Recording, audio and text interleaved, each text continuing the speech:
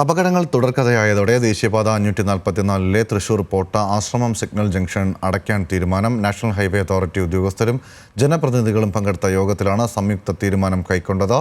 സ്ഥിരം അപകട മേഖലയായ ജംഗ്ഷനിലെ അണ്ടർ പാസേജ് നിർമ്മാണം പൂർത്തീകരിക്കും വരെ സർവീസ് റോഡുകളിലൂടെയാവും ഇതുവഴി ഇരുവശത്തേക്കും യാത്ര അനുവദിക്കുക. രാത്രിയും പകലുമില്ലാതെ തുടർച്ചയായി ഉണ്ടാകുന്ന അപകടങ്ങൾ. ചുരുങ്ങിയ വർഷങ്ങൾക്കുള്ളിൽ തന്നെ അപകടത്തിൽപ്പെട്ട് ജീവൻ പൊലിഞ്ഞവരും ഗുരുതരമായി പരിക്കേറ്റവരും നിരവധി. ഇടപ്പള്ളി മണ്ണൂത്തി റൂട്ടിൽ ദേശീയപാത 544 ചോരക്കളമാണ് പോട്ട സിഗ്നൽ ജംഗ്ഷൻ.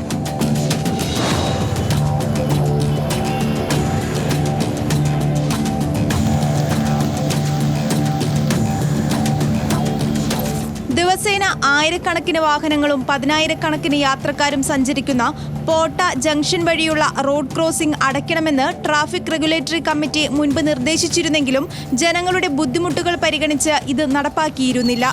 എന്നാൽ നിയന്ത്രണങ്ങൾ ഏർപ്പെടുത്തിയിട്ടും ഇവിടെ അപകടങ്ങൾക്ക് ഒട്ടും കുറവ് വരാത്തതിനെ തുടർന്നാണ് ഇപ്പോൾ സിഗ്നൽ ജംഗ്ഷൻ പൂർണ്ണമായും അടയ്ക്കാൻ തീരുമാനിച്ചത്.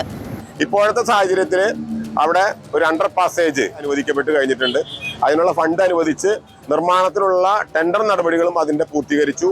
മാർച്ച് മാസം കഴിയുന്നതോടുകൂടി അതിന്റെ നിർമ്മാണം ആരംഭിക്കുമെന്ന് ഇന്നിവിടെ വന്ന നാഷണൽ ഹൈവേ അതോറിറ്റി അധികൃതരെ നമ്മൾ അറിയിച്ചിട്ടുണ്ട്.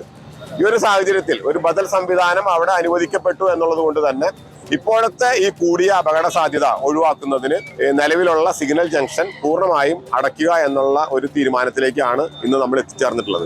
43 കോടി രൂപ ചെലവിൽ പോട്ട ജംഗ്ഷനിൽ അണ്ടർ പാസേജ് നിർമ്മിക്കാൻ തീരുമാനിച്ചിരുന്നെങ്കിലും നിർമ്മാണത്തിനുള്ള ടെൻഡർ നടപടികൾ ഇനിയും പൂർത്തിയായിട്ടില്ല. ഇതേ തുടർന്നാണ് ദേശീയപാത അധികൃതരും ജനപ്രതിനിധികളും ചേർന്ന യോഗം പുതിയ തീരുമാനം കൈക്കൊണ്ടത്.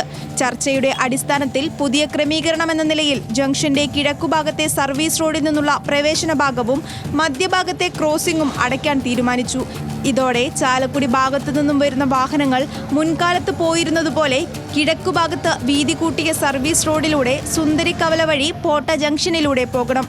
എഴുന്നള്ളത്ത് പാതയിലൂടെ സർവീസ് നടത്തുന്ന ബസ്സുകളുടെ യാത്രാ ക്രമീകരണം ബസ് ഉടമകളുമായി ആലോചിച്ച് പിന്നീട് തീരുമാനിക്കാനും യോഗത്തിൽ ധാരണയായി. ന്യൂസ് മലയാളം, തൃശൂർ.